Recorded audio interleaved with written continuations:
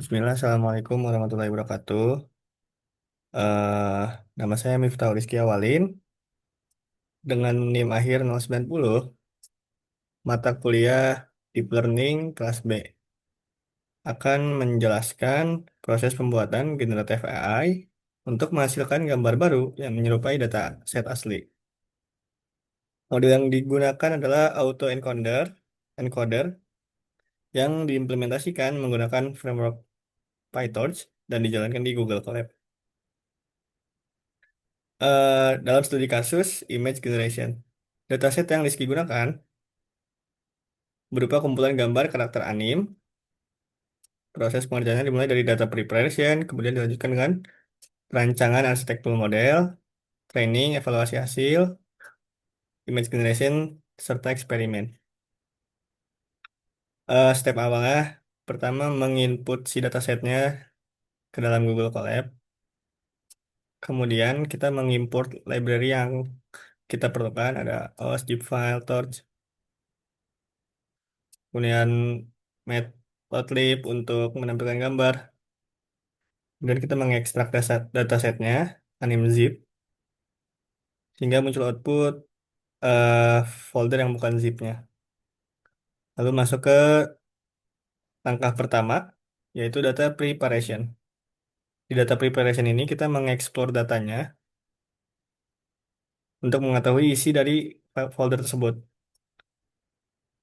Folder gambar, ini konten slash anim slash image itu menampilkan posisinya. Kemudian jumlah gambarnya berisi 55.809, lalu ukuran gambarnya. Ini salah satu contoh dari gambar tersebut. Kemudian pre-processing dan normalisasi. Pertama kita meresize ukuran si fotonya jadi 64 kali 64, lalu normalisasi di 0,1. Kemudian kita meload datasetnya, menampilkan total foto yang ada di datasetnya. Lalu split train dan validation.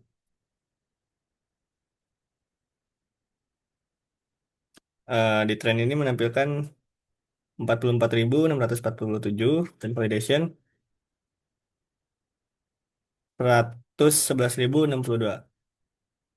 Lalu data loader dan visualisasi batch final checknya.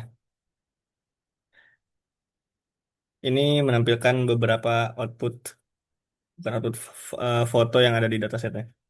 Lalu kita masuk ke tahapan kedua yaitu modal design. Pertama kita mengimport kembali torch dan torch.nn. Lalu definisi model auto encoder.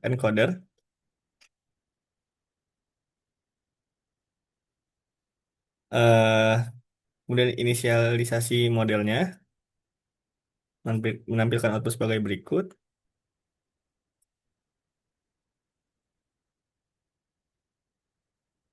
Lalu loss function untuk auto encoder gambar berubah menjadi MSE loss.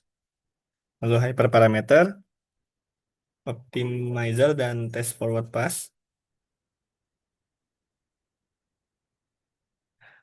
Kemudian tahapan selanjutnya training model. Di training model ini kita melakukan training loop, eh, melatih si loss-nya. Kemudian visualisasi loss itu menampilkan training dan validation loss-nya. Lalu langkah terakhir di training model ini load model. Kemudian tahapan selanjutnya evaluasi dan image generation, set model ke evaluation mode.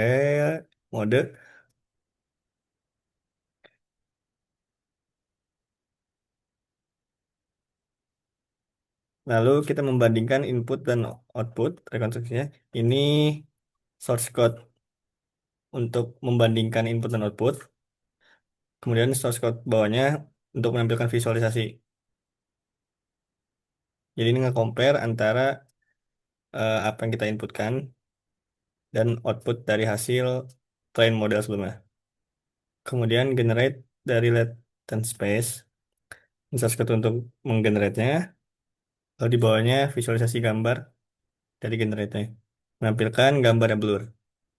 Kemudian langkah terakhir, eksperimen. Ada dua eksperimen yang dilakukan. Pertama, fungsi training dan reusable.